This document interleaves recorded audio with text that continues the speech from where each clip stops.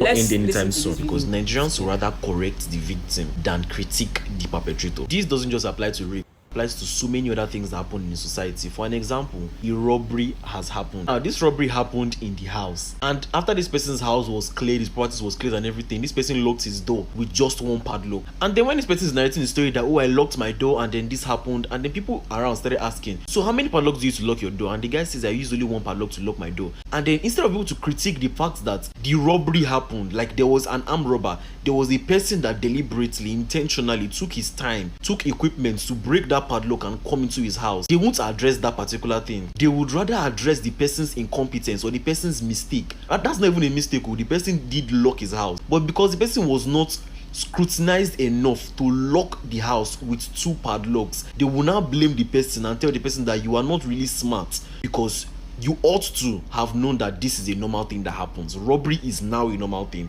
So definitely, it is your fault for not locking it with two padlocks. With this same mentality, it happens with rape cases. So when a man has raped a lady or a girl, at this particular point, they will blame the girl for not using her brain enough to scrutinize and get the scenarios of the events. That they will say things like, okay, what did you wear as a girl? Because you know these things happen because rape has become normal. Or why did you go out by this particular time of the evening by this time? Because rape is normal. So they will not critique the act of rape.